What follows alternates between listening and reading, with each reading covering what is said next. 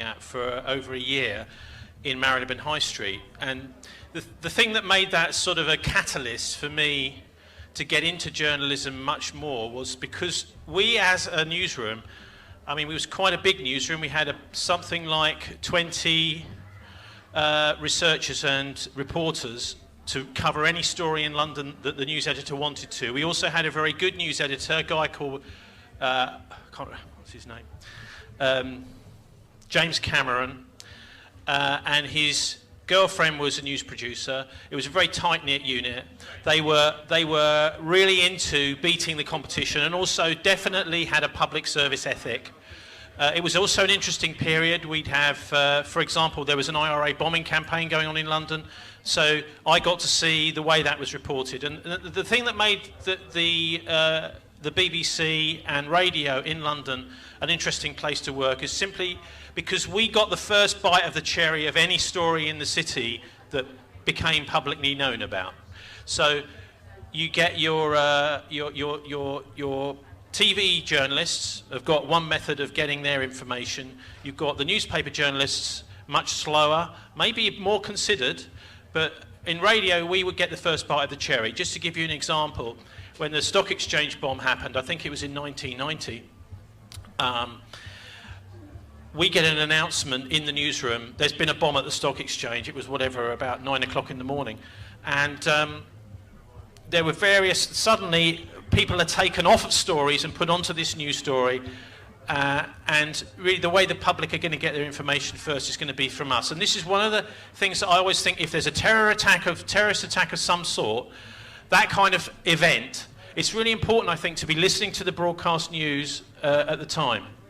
And that's why I've mentioned George Orwell's quote in my beginning of my presentation here, which the exact quote is, "He who controls the past controls the future.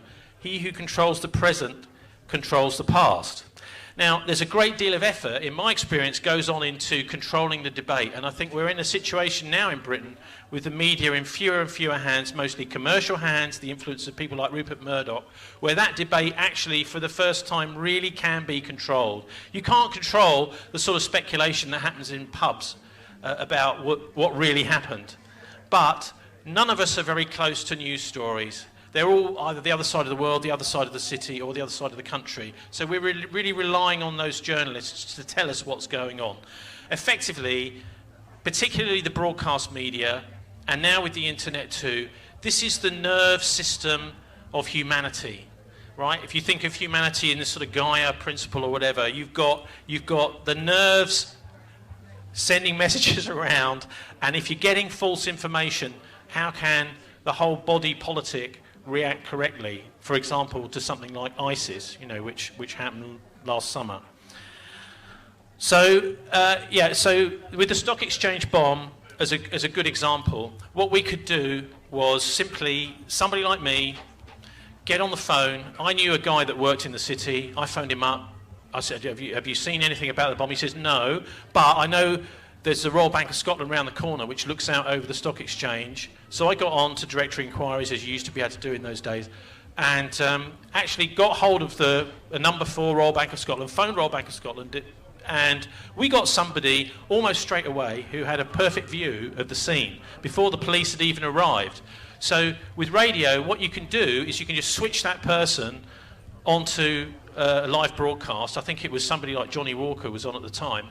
I flagged this up to the news editor. We got someone who's got a view of the scene, and so we gave a running commentary of the scene at the stock exchange as the police were turning up, putting up their cordons and that sort of thing. Now, none of the other media could really get so close to the immediacy of the event to describe it. Now, obviously, the problems then come when afterwards, when there is lines spun by the police, etc., as about what's happened. But at least you can get an initial honest view of what's going on there. I mean, I'll talk about it more in a minute, but I then got very irate. Personally, I felt annoyed about the way the 7/7 London bombings were covered, partly because having covered the IRA bombing campaign, I could see that the journalists weren't being honest with people. In fact, I interrogated some of the journalists and found out that was quite true. They weren't being honest with people, not necessarily their fault, But the nature of journalism has changed in the digital age massively. I suppose the biggest change really is with the demise of the trade unions. I mean, I'm a member of the journalists' union myself, but you can see how, with the new technology that Murdoch brought in with the Wapping dispute in the 1980s, that technology now is taken out of journalists' hands. In the old days, if you talk to journalists from who worked in the 1950s, 60s, 70s, you'll find there was a very strong demarcation between the journalists and the printers. The editors wouldn't even necessarily get involved at all. So a journalist would write a story, like me, would write a story, and would take it to the hot metal people, the people who actually would lay up the print page, and there would be a line, so the journalist had to stay one side of the line, the printer the other side of the line. What you do is you'd give the guy your story. Once he'd laid up the page, he would then call you back. You would read the story back to front because it was then in hot metal, and you'd make sure that story was what you'd written, and then you'd sign that story off. So the editors didn't get involved. It was just basically the print unions working with the journalists' union to produce a newspaper. Nowadays, it's completely different. So a journalist will submit a story digitally, maybe from their home, and then that will go through a process of editors, sub-editors, etc., be put into desktop published into a page. That page would appear in a newspaper. So there's all sorts of opportunities to interfere with what the journalist was trying to say before it ends up in the newspaper or it ends up on the internet. Just one example from last week in the Daily Telegraph, which I don't always get, but the front page of the Daily Telegraph, there was a story about David Cameron saying party members urging Cameron to keep to his promise of only 2 terms, right?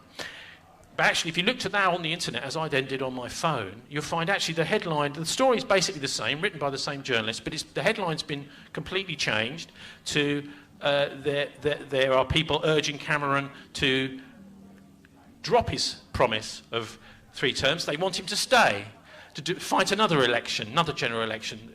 And so you can see that there's been lots and lots of changes in the way that those stories are actually. So you might go to the internet. If you get there a few hours late, you've actually got a different story to what the journalist originally intended. So there's been some very, very deep changes in the way that we get our news with the digital age. In Bristol, we did a debate earlier this year, and you can find it online, between 2 top West Country journalists. One guy is Phil Chamberlain. Phil's a senior lecturer in journalism at the University of the West of England. And Phil has just done a fantastic book, and I would ask everybody to check it out in the library or even buy a copy, called Blacklisted. And it's all to do with the blacklisting of construction workers. This is the situation where somebody reports, say for example, someone that nearly gets killed on a building site as a health and safety issue. They then get put on a blacklist. They won't be employed anymore. This is going on all the time right now. Companies like Kia are doing this, and also the guy who was running this, the central office where the blacklisting was going on, he was due to give a report to Parliament on the Tuesday, and he died mysteriously on the Saturday. So there's all sorts of nasty stuff going on here. Lord McAlpine and the McAlpines are big in blacklisting. So that was one person in this debate, Phil Chamberlain from University of the West of England. The other person I came across who lives in Wiltshire is a guy called Tim Tate. Now, Tim worked for Yorkshire Television back in the old days of doing World in Action, and he worked for First Tuesday, which was another documentary series. And Tim produced what is one of the most shocking things you'll ever see on YouTube, which is a film called Conspiracy of Silence.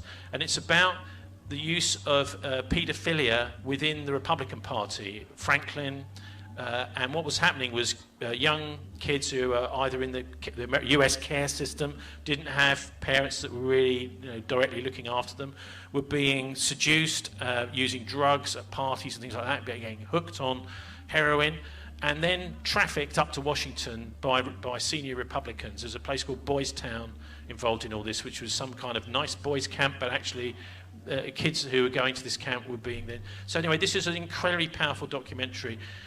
Discovery Channel paid $500,000 for Tim and his team to make the film, and then I think it was about a week before it was due to be broadcast on Discovery Channel, Tim gets a little note from Discovery Channel to say, actually we've decided it's not really part of Discovery Channel's remit, and we're not going to be showing your film, but here's the $500,000 for it anyway. And that film you can see online, but you know, the point here is effectively the lawyers and the big media companies are just not there in our interests. They're there to work for, largely for shareholders, and also for directors who have a very strong political interest. So those two characters we had in the studio here in Bristol, because I do a program now on Bristol Community Radio every Friday evening, sort of drive time show, politics program. We're really tussling with this idea of, we had this old system in the past where we had maybe 5, 6, 7 weekly investigative TV documentaries looking into the subjects of the day. Very famous documentaries like Death on the Rock, if you remember that, to do with the 3 IRA people who were shot in Gibraltar by the SAS, and were we getting lies from senior politicians in Parliament about what had actually happened? Well, it turned out, yes, we were. And so that was the old world. The new world is this brave new world of the internet and digital media, which Tim was saying the old world worked, the new world doesn't. And Phil was saying the opposite. He was saying actually the blogosphere, you can find almost any bit of information you want out from a blogger somewhere. We've now got a democratization of the media, citizen journalism, which has opened it up like never before. And I wouldn't come to any conclusions. Actually, maybe I will come to a conclusion about which one is right, because I think Tim Tate made the argument. He's saying, look, we had teams of 10, 12 people working on a story over a period of months. We also had full-time lawyers, which is very important if you're actually going to get your stuff shown to a wider audience, who were on side politically with what we were trying to do. And we built up this, what he calls an ecosystem of investigative journalism in Britain, right across the country. The other thing is that the part of the broadcast licenses back in those days were to do with actually having, you had to sign up to do this kind of stuff, otherwise you didn't get your license. That was part of how you got a broadcasting license as an ITV company, for example. To do that was saying, we're going to do this hard-hitting investigative journalism. There was a genuine competition around the country. We're going to get to the story first. So say once somebody here is a whistleblower and you've phoned up your local journalist, they say, oh, we can't really do that because, you know, or they say they will and they don't do it. What there were was probably something like 10, 12 different places in the country you could go with your information, with your whistleblower's knowledge, and any one of them might turn it into a half-hour or an hour-long documentary to be shown to the country. Now that's not there. And Tim's argument was simply that really this isn't happening anymore.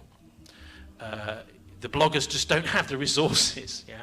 The other thing is they don't have the journalistic training and the credibility always to present the case and the references that you need to back up a story, to stand it up. A lot of it is just rumour. So, I mean, I think we've lost something very important there with the loss of programmes like World in Action, with the dilution of programmes like Panorama that really don't do the stuff anymore. Actually, there was one Panorama programme earlier this year about Northern Ireland. I don't know if anyone saw it, to do with the British Army's death squads, effectively, where they doorstepped a former general in the army as he's getting into his car, you know, and various other people who were involved in these British Army / loyalist death squads. That's the first Panorama I've seen, I think, for about 3 or 4, well, maybe even more, longer than that, many years, that's actually done what Panorama should be doing, which is speaking truth to power and calling corrupt officials, you know, the banksters, for example, to account. So that's, you know, you can look that up online if you're interested, but, you know, it's great, I think, to see investigative journalists of different sorts grappling with this idea of where do we go with investigative journalism. One thing, really the main part of what I want to say today is about these minefield subjects. So there are subjects as a journalist that's working on national or international stories. I mean, I'm now doing stuff with Russia Today and also with Press TV in Iran, which is, because it's very, very difficult to get anything out in Britain. A lot of the subjects, I'm interested in these minefield subjects. I want to do stuff about, you know, forwarding the problems with the child sex abuse scandal, which is absolutely appalling miscarriages of justice. Just last week, was it? Last week? Yeah. Tom Hayes, this LIBOR trader, was sent down for 14 years. Actually, he's in a position where he's been in all these major banks. He's actually, when he was at UBS, he was given a manual how to fix LIBOR. So why is it that this guy is the ringleader? What about the person that wrote the manual on how to rig LIBOR? Why aren't they going to jail? Well, the fact is, above his pay grade, and these people are effectively too big to jail, aren't they? I mean, they talk about too big to fail with the banks, but actually you've got an elite who are above the law, too big to jail. It turns out his boss at UBS, Carsten Kengeta, have you ever heard of him? No, because the media hasn't been doing its job, has it? And Carsten Kengeta has got a nice job now after he was headhunted by the German Stock Exchange. So he is now the director of the German Stock Exchange, even though he was at UBS and in on meetings with Tom Hayes about how they were going to be fixing the LIBOR rates. So that sort of thing annoys me when somebody is being a blatant fall guy, where actually, what would normally happen in those circumstances? What would you do if you were a judge? Can I ask anybody here? What I would say is this guy can turn Queen's evidence and send down some of the most powerful people in the world, because he's got the evidence that this guy, he spoke to this guy, he's got the manual, etc. Why isn't that happening with Tom Hayes? Why hasn't he been the prosecutors saying, well, okay, if you give us all this information, you can get off and we'll get the big guys. Yeah, but they've not done that with him. He's the fall guy. Interestingly enough, it turns out his dad, Nick Hayes, is a former editor for Panorama and World in Action, which I just was gobsmacked to find that out. And he's just arrived on Twitter and he's saying a few interesting things about it. But anyway, these minefield subjects. Got to start really with the 7/7 London bombings, because for me, having worked on terrorism before, seeing the 7/7 bombings happen in 2005, I was just coming back from an eco-village gathering actually in Hungary at the time. And first thing I saw when I got back was, blimey, this is interesting. Immediately, Benjamin Netanyahu had been in London and he changed his plans due to a warning. He was phoned by Amy Teeble at Associated Press in Jerusalem to say there was a bomb where you were supposed to be going at Liverpool Street Station, BB. Are you okay? And actually then he said, or one of the spokespeople, Dan Shaham, we've now found out it's Dan Shaham, this guy from the Israeli embassy, said, oh no, because we got a warning. And so we changed the plans, and so he never left, and so he stayed in his hotel that morning. He didn't travel to Liverpool Street. But hang on a minute, because it was a surprise attack. So how come the Israeli embassy's got a warning, and Benjamin Netanyahu's staying inside the embassy? Where did the warning come from? Well, Israelis say Scotland Yard told us. Scotland Yard say, no, we didn't. So what's going on there? I mean, Dan Shaham also said that the Israeli embassy went on to high security alert at 7 a.m. How did they know? How did they know there was about to be a surprise attack on London? Was it a surprise attack or not? This hasn't been really interrogated. Another aspect to the 7/7 attacks, I mean, I take this seriously, because this is, who has actually carried this out? What do we know about it? One of the things is the CCTV coverage, like with Princess Diana, right? No CCTV of any of these 4 alleged bombers on the bus or on the tube trains. So there's pictures of them in the booking hall or whatever, but there's no pictures of them getting onto the trains. There's no pictures of them on the trains. But if you go into London, you've got CCTV cameras everywhere. Jon Snow pointed this out on Channel 4 News. I think it was relating to the John Charles de Menezes story, actually. But you go into the station, they were counting all the cameras. There's, 30 cameras there. You go into the train, there's another one there, but no footage of these guys actually on the trains. Very strange. Anyway, so there were pictures of the trains afterwards. The other thing with 7/7 is Mark Hollingsbaum. He was working for The Guardian, and he was actually down at the Edgware Road. He was sent immediately down there. So he was talking to people as they were coming out of Edgware Road Tube Station. And Mark did an audio report about lunchtime on 7/7 itself. So it spoke into a little microphone, and they put it on The Guardian website. In that audio report, he says the people had been telling him that the bombs were underneath the trains. Now, he may be wrong about that. But it's interesting that he said that on that one of the most immediate things straight afterwards, that this is what people have been telling him. The bombs are under the trains. How can they be? These guys are inside. The other thing is, if you look at the pictures, you'll find that a lot of the glass has been, it seems, blown in, right? So in a tube train, the windows have shattered, the glass is all inside the tube train. Well, you think to yourself, that's a bit funny, because if there's someone's blowing themselves up inside the train, wouldn't you just think by logic that maybe the glass would blow out rather than in? Possible, but it may mean nothing.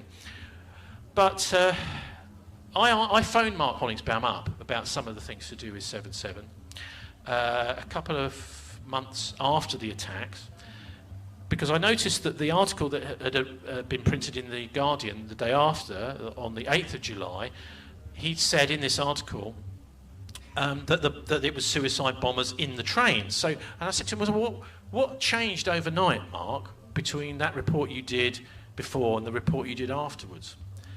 And it's actually very easy to get through to him. Just phoned him up straight away. There he is. And he said, a little pause, and he said, well, how do I put this? Not everything I submit as copy ends up in the next day's newspaper. So that brings questions to my mind about what really happened on 7/7 London bombings. What with the potential Israeli foreknowledge of it as well. The other aspect to all of this is digging into that story. I mean, you just get a journalistic, maybe it's a copper's instinct or something, that something's not right. And looked into the security companies that had been working on the London Underground in the months running up to it. Gordon Brown had privatised the Tube. I think it was about 5 months before the London bombings. And one of those companies is called Variant Systems, another Israeli company. That was, I mean, most people on the Tube don't realise there's an Israeli company running some security system. It's to do with the CCTV cameras. And this company, Variant Systems, I mean, I've got nothing against these people as individuals, but if you look into the company, their parent company is called Converse Technologies. Their chief executive of their parent company was on the run from the American Securities and Exchange Commission, their stock exchange regulators. He'd having absconded with $13 million, and there was a whole load of charges against him in the US. So why on earth is a company being employed to do security on the London Underground whose parent company is on the run from the US Stock Exchange? This guy, Kobe Alexander, escaped to Namibia. Is it Namibia? Yeah. And he stayed on some kind of uranium mine or something for several years until they did a deal with these, paid off the Securities and Exchange Commission. But I mean, this is not the sort of company I would trust personally to be doing security. If quite obviously at the top of the company structure you've got criminality going on. I pointed this out to a couple of cops, armed police at Paddington, saying, look, have you looked into this, guys, yeah? And to begin with, they thought I was some sort of, I don't know, conspiracy nutcase or whatever. But I said, look, here's the name, have a look at it when you get back, yeah? And actually what was happening was that their senior officer was trying to poo-poo it, but the actual individual coppers with the machine guns, we will have a look at this when we get back. They were laughing, saying, well, it's not impossible, this kind of thing.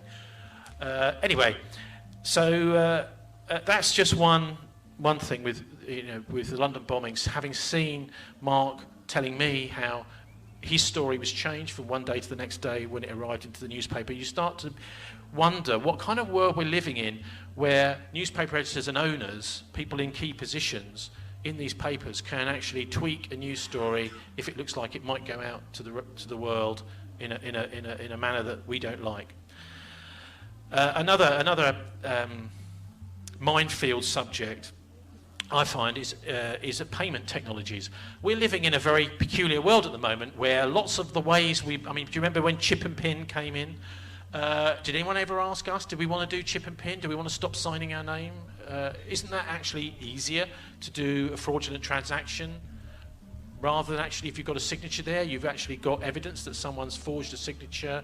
If someone just puts a few little dips into a digital machine, isn't that actually less secure? Isn't it?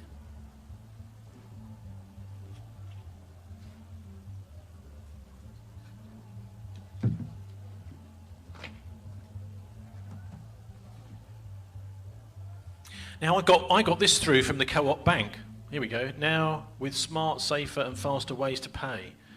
Money, microchip and digital ID. Well, look, what's happening slowly but surely is we're being steered down this route into digital money and away from cash and away from ways where we have actually got some kind of anonymity. At least with cash, we've got some anonymity.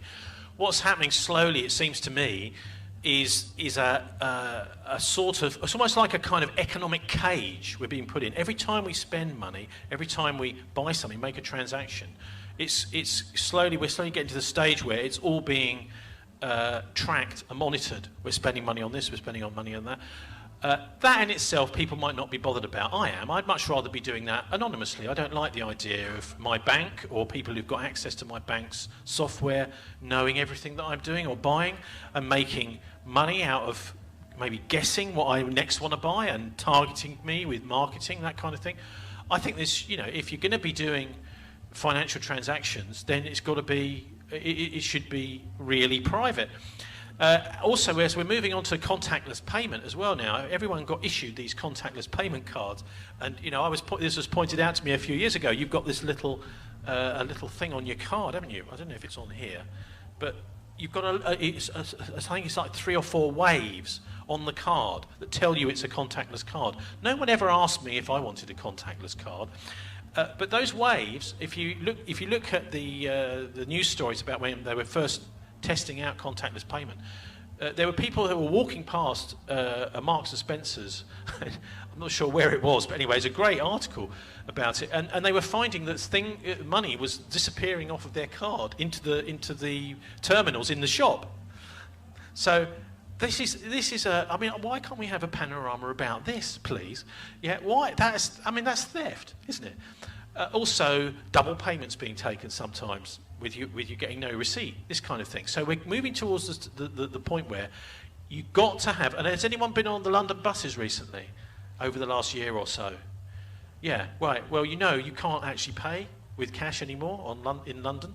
You can't, you can give the guy £1.50, he won't take it. Well, maybe some will and say carry on. But yeah, so we're going over to either you've got to you have your Oyster card, or you've got to have your chip and PIN card. Actually, I managed to get I've got a thing called an electron card. I managed to find that the Co-op Bank, actually, you don't have to have a contactless card. You can have an electron card, and that's what I've got. But I can't use it to pay on the London buses. Yeah. But anyway, so we're moving towards this system where everybody has got to have a what do you call these little digital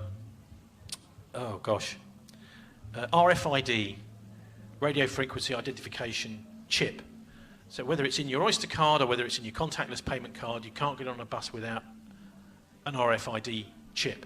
But again, you see, this is a whole world which isn't not really being looked at by the financial press, is it?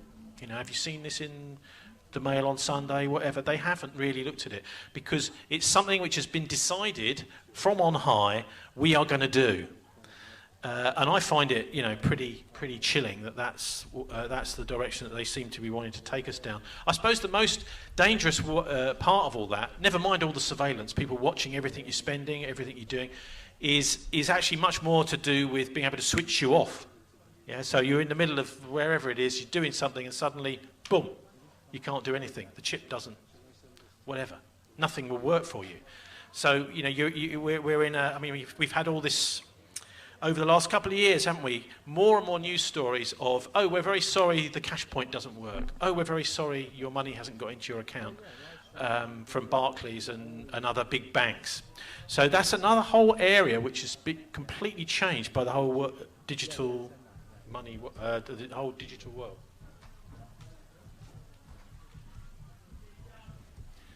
Moving on to another story, which is again completely taboo, is this guy? Has anyone heard of him? Alexander Litvinenko, who wrote this book here called "Blowing Up Russia." Blowing Up Russia is he's the guy who died of polonium poisoning. He was given a cup of tea with radioactive polonium in it, and he slowly died over a couple of weeks in a London hospital. And there's just been a trial in London, some sort of show trial, because none of the people who were supposed to give evidence actually turned up. And the Queen's Counsel, the QC for the government, was the same guy I met when I was doing a data protection thing about MI5 years ago, and he was stood against me, and I just, you know, he was hopeless basically. He was ruffling through his papers and he couldn't find stuff. But anyway, so Litvinenko is Putin's sort of darkest secret in a way that they don't like to think about or talk about on Russia Today or in Russia, because Litvinenko's book, Blowing Up Russia, is really about how Putin came to power. Because around about, I'm talking about the late 1990s, there was every chance in Russia that the Communist Party would come back to power. And they were starting to, because what had happened is the usual thing is privatization of everything. All these oligarchs had gotten hold of all big Russian industries. They were starting to make a fortune out of it. And the communists were doing very well. Anyway, Putin came along, and because he'd done a deal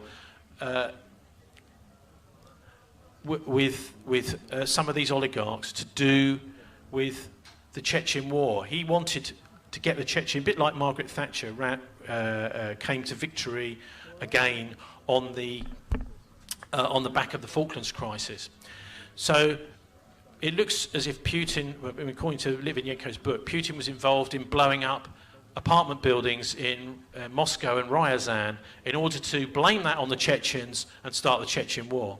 So that whole story is almost, you're not allowed to talk about that.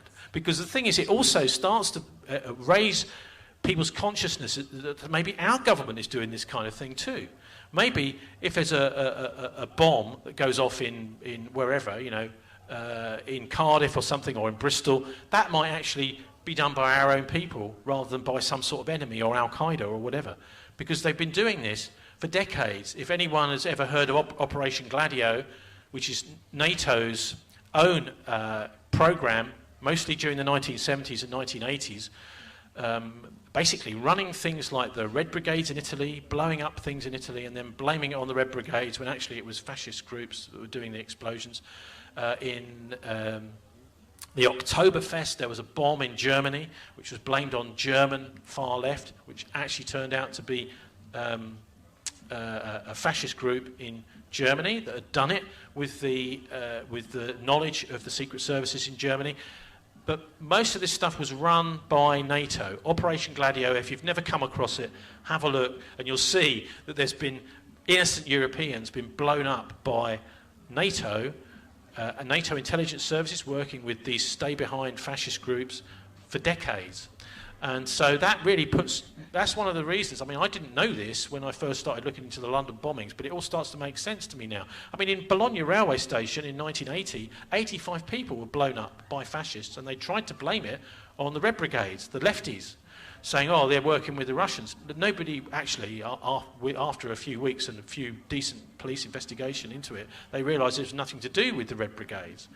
They even kidnapped former Prime Minister Aldo Moro and killed him, and tried to blame that on the Red Brigades. It was actually all being orchestrated from behind the scenes. So these sorts of things are minefield subjects, and of course if you start getting into that on Russia Today, I think they're going to close you down fairly quick. They don't really want you talking to the world about how Putin blew up Russia, blew up Moscow and Ryazan, just like potentially anyway Western powers were behind things like the London bombings and September 11th attacks.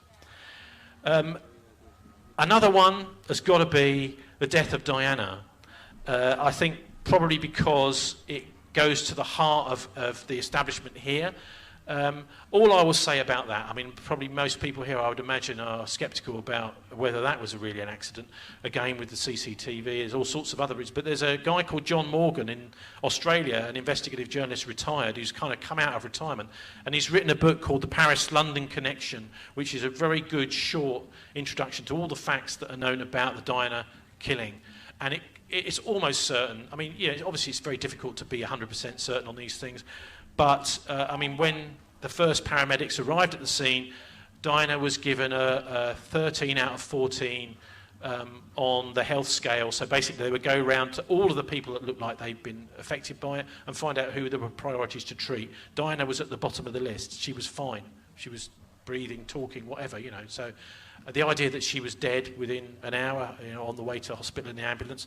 But anyway, that's another one which, you know, for me is quite important.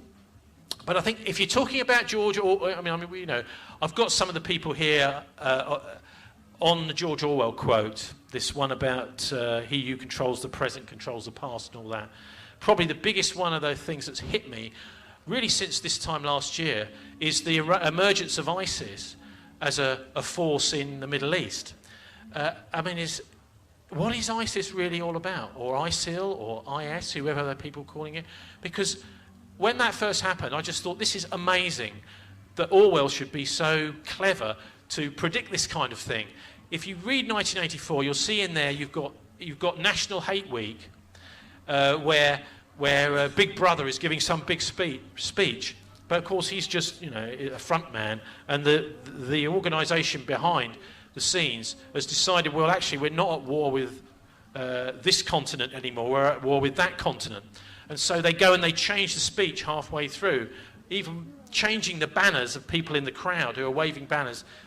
We hate such and such a place. So National Hate Week, and that's exactly what ISIS was happened with ISIS.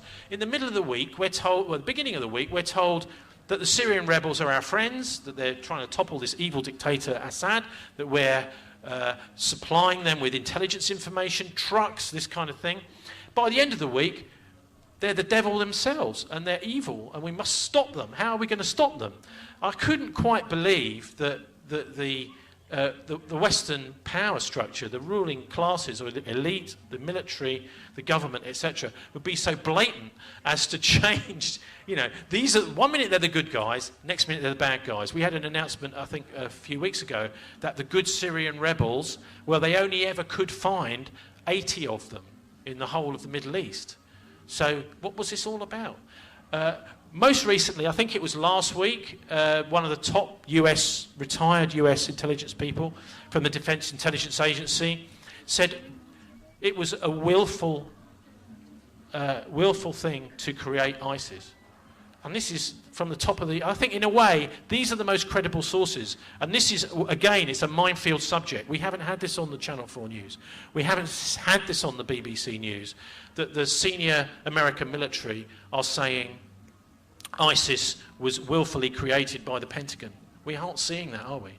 But I think many people here realise that's the way things are working over there. That these kinds of organisations, I mean, they talked about it as a honeypot, didn't they, at the beginning, saying, or at least some commentators saying, well, this is to attract all the nutters that we can then use them. Effectively, it's an attack on Syria Part 2.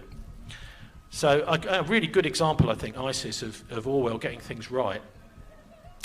How are we doing for time? Okay, well, I'll just try and wind up with a few more positive things to say. I think we're in a really interesting situation in economics. Did anyone been following what's been going on in Greece and Yanis Varoufakis, this guy who turns up on a motorbike and sort of talks like we do, you know, amazing to see him at the top of Greek politics. But I mean, he's articulated a lot of stuff. I mean, particularly the blogs he did after he left. He was sacked, I think, or was moved, or whatever, or resigned from becoming Greek finance minister. He did a brilliant blog post which was about what his reaction, or how his meetings had gone with the Troika, what are now called, I think, the Eurozone, aren't they? They change their name every 5 minutes. But this is effectively the European Central Bank.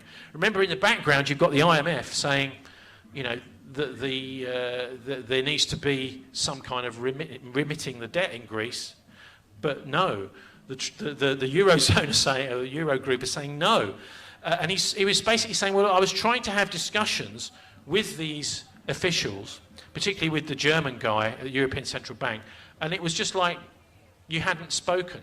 If you start to use economic arguments with them, they're not interested in that. And that's the sort of thing that we're getting now, with our debate being closed down. So we've got something new, and it's called Corbynomics. It's quite an interesting phenomenon in Britain, and I think what's happening is we've got a situation here which could be actually wonderful for the country, because you've got a whole load of academics. I mean, I don't know how many people follow alternative economics or so-called non-mainstream. Actually, this is perfectly good and sensible stuff. There's a guy called Steve Keen who wrote Debunking Economics, which is a terrific book, and he's a really nice guy. I think he's at Kingston University. He's quite poor, he doesn't get all these like bursaries and get taken all around the world, but he talks loads of sense about economics. He's talked about what he believes needs to be a Copernican revolution in economics. That is to say, at the moment, all the academics, all the journalists are stuck in a rut where they haven't realised that the Earth is orbiting the sun. They still think the sun is orbiting the Earth, yeah? So there's something completely wrong. And the reason they've got all this wrong is pretty simple, really. It's because they treat all of the financial institutions like Barclays and the LIBOR fixers and the investment banking world as neutral, not having an influence on any of the equations that they use, right? Which of course is complete bunkum. They have a massive amount of influence, the discretion about who they lend to and who they don't lend to. A bit like the police, the discretion about who they prosecute and who they don't prosecute, or the Crown Prosecution Service. So, there's a massive amount of politics involved in the financial system.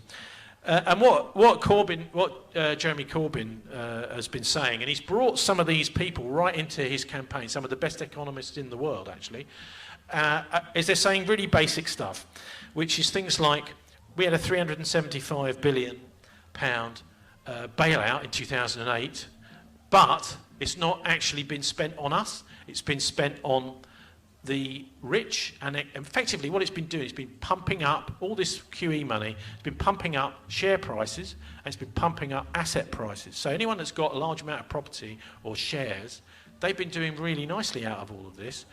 And if you think back to 2008, people talk about it as a crash. Rubbish. It's not a crash. It wasn't a crash. 1929 was a crash. The one that's coming, potentially, that may be a crash, but it was a bailout. It wasn't a crash, and the bailout was done to avoid a crash. So don't talk about it. You see Robert Pestle on the BBC, the crash of 2008. No, it's not a crash. Yeah, you'd know about it if it was, because we'd been in a similar situation we were in the early 1930s, like with mass unemployment movement and Wal Hannington and the communists and people like that. But this whole business of the bailout that happened in 2008, to me, it's just blatantly obvious. And what Corbyn's saying is that money that was spent on propping up the system is actually much better spent on public services. And also, you're in this other situation where who is printing the money, right? Because QE is printing money. Who is doing the printing? Is it the private banking sector that the government's then going to and saying, please, thank you very much, we're going to borrow this money and we'll owe you it as a debt? Or is it the Bank of England? Is it the government printing the money itself? So there's all sorts of ways now in which Corbynomics is starting to question some of the fundamental idiocy of the financial gobbledygook that we get fed every day, as if it's some kind of fact on the news. So yeah, is the government going to borrow this money, or is the government going to print it? Why is it borrowing it? Why isn't it printing it? So there's two levels to this. And why aren't they spending it on us? Why are they spending it on propping up asset prices? If you go to the other key thing about 2008 to understand is what happened there was there were two groups of people that got bailed out. Number one were the investors in the banks, right? So the shareholders of the banks were bailed out. I'm not a shareholder in a bank. I don't know if anyone else here is, but those were the people who were helped by the bailout. The other group are those who've got bank accounts with more than the guaranteed amount that the government will pay you if the bank goes bust. So I think, isn't it about 20 grand or something? So anyone that's got more than 20 grand was helped by the bailout. So really, it was purely money going to the super rich and the rich. And they're not helping out ordinary people at all as part of that. Finally, because it'd be nice to have some questions. Finally, one of the things that's really annoyed me, and it's smacks to me of mind control, is the BBC emailing all their staff to say they're not allowed to play on the radio Neil Young, or The Doors. Now that was only a little tiny story in the Guardian, but it does give you an indication of what on earth is going on at the BBC. You're not allowed to play The Doors. You're not allowed to play Light My Fire or you know, one of the classics from Neil Young. Interestingly enough, Neil Young has just brought out an album which is you know, a whole section of is anti-Monsanto. But what they're saying is it's to do with copyright. So the BBC is now, you know, it's not perfect, but it's becoming an instrument where the powerful now think, well, we can tweak this and tweak that, and they're using it to control what we can see and hear. So organisations of alternative media are becoming more and more important, and also, of course, foreign channels, and maybe the possibility of getting documentaries on those, because that has opened up as a massive new... Tim Tate, for example, I talked about earlier, who used to work for World in Action. He's now working for doing documentaries for Al Jazeera. He finds that, you know, he'll put a proposal to the BBC or Channel 4 and they say no. The Al Jazeera, great, this is perfect, brilliant. And this is where people have come to him with whistleblowing material about big international stories. So there are alternatives out there.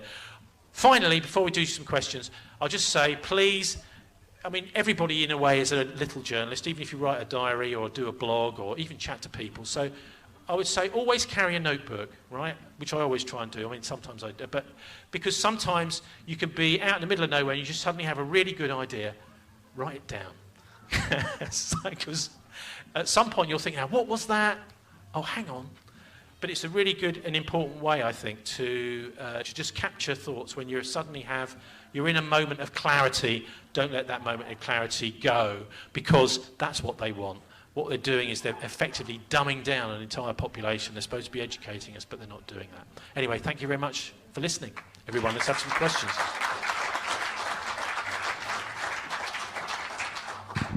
Thanks very much, Tony. And we've got questions, if anyone's got any.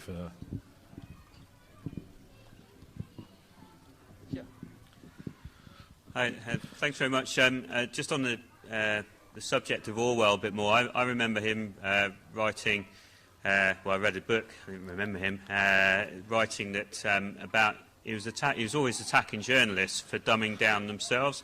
So the story on the first day would be very detailed, and by day 3 it would be just really simplified, and it would be real headline tabloid, sort of what we would now call clickbait. And that was in 1938 he was writing about this trend of, and I think he was more about how we've got such a low ability to keep our concentration up on a topic, and that's not about the journalists, that's about us as the consumers of those stories, and I think that's actually the biggest problem that we face with all this stuff, is we move on very quickly. Well, the one thing that keeps us separate from the animals is our ability to use language and to communicate around the world. I mean, I don't want to get too much into that, but it does seem to be a completely separate thing. We've got this ability with language as creatures, and we've really got to use it, and we've got to find a way of making sure that when we're getting that language, they're getting that information, that it's trustworthy. Back in the old days, to a large extent, the unions used to play a large part in that, in making sure that the owners of the transmitters, the owners of the printing presses, couldn't interfere. But this is one of the products of Murdoch, I'm afraid. Also, I mean, Orwell just generally was, because I worked with George Monbiot back in the 1990s on the Land is Ours campaign. And, you know, it's funny, but he was kind of on the spine of history, Orwell, in some amazing way, because one of the people that came to speak there was Michael Foot, who was the former leader of the Labour Party, and he came to speak about, in 1999, at the Diggers' anniversary, the 350th anniversary of Gerard Winstanley and the Civil War, and Michael Foot actually brought out a copy from the 1940s of Gerard Winstanley's writings, which was quite a rare thing in those days, because it was really other people in the 40s that, after Orwell, I suppose, had given him this, that had popularised it, people like Christopher Hill. And there he said, I've got my copy here of Gerard Winstanley given to me by George Orwell. So in a way, you know, by connecting the land rights struggles we've had over the centuries, another taboo is that actually King Charles I was ending enclosure in the 1630s. He'd actually stopped it completely. I mean, there was a battle going on between the aristocracy and the merchant classes in those days, and that's another taboo. It's very difficult to get that information out to people to make them understand. Well, Winstanley didn't know the details, but he was absolutely right that enclosure was the issue in the Civil War, and who was going to own the land? Was it going to be, was it going to be some kind of collective? It's a gift, free gift to mankind, isn't it? How can you own this stuff? And I think Orwell was also wrote some brilliant stuff, obviously, about the Spanish Civil War. So he was connected in with all the Nazi stuff, and it would have been nice to talk about the Nazis in South America at some point, but because there are two books. I mean, I thrive on good books, right? And these two here, Martin Bormann, Nazi in Exile, by Paul Manning. He's a former CBS guy in World War II. And Op JB by Christopher Crichton. He was in Special Forces in the war. This gives the, shall we say, the European and the British angle, and this gives the South American angle on what happened with the Nazis. But I'll just leave it at that, because basically deals were done. Nazis went over to South America and they created a whole financial empire, 750 companies over in South America, that some of which we're still having to deal with today. Tony, quick one. A lot of us are really worried about release of genetically modified organisms in farming, and there's been so-called debates on the BBC, but they never really actually put the worrying side. They always gloss it over. Do you know why? Well, yes, you have to look at who's really running the BBC nowadays. I mean, now you've got Rona Fairhead as the chairman. I mean, I'm not saying...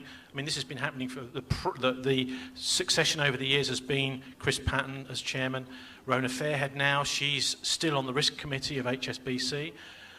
So you're looking at the criminals, effectively a criminal elite, now running the BBC.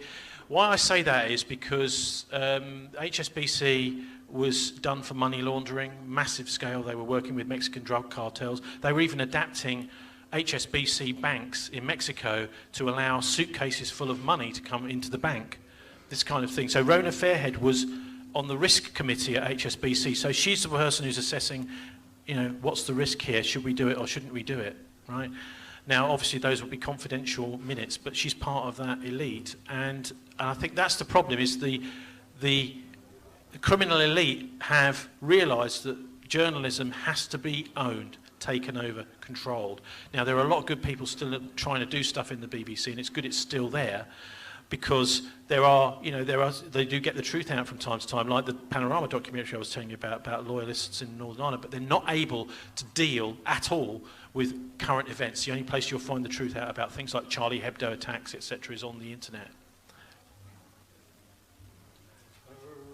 You got another question over there? Well, finish. okay, it will have to be a really, really quick one, okay? So, Yep. It was just in continuation of the Rona Fairhead comment. I mean, fact, under tribunal, they've admitted to laundering 53 billion US dollars. They were fined 1.4. When Rona Fairhead is asked, as the head of the BBC Trust, whether she's got anything to answer for as head of due diligence on the checks that you're referring to with the Sinaloa drug cartel in Mexico and the Saudi government, she said, no, I don't have a claim to answer. Do you think that there's any position for the public to be able to ask a public representative whether she should be made to answer questions? Well, I don't know, because do the BBC really listen to questions anymore that the public ask? Can they really call them to account? I think we're in a situation where only really the media themselves, like Channel 4 News, actually did quite a good interrogative interview with her, and possibly in Parliament, maybe on the Culture Select Committee, that sort of place, those questions need to be asked. But the MPs need to be furnished with the information to do that.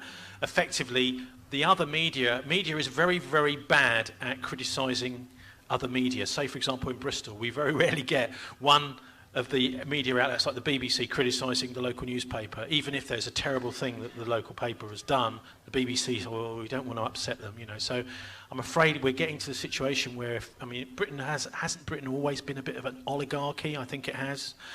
but it's becoming formalised as basically a mafia oligarchy at the top. I mean, your question provokes a bit of crystal ball gazing as well, which is where are we going with all this? Yeah, if Rona Fairhead can be put in charge of the BBC when she's part of a criminal elite, and she's actually, yeah, and she's being prosecuted in the US, by the way, as well, for all this money laundering.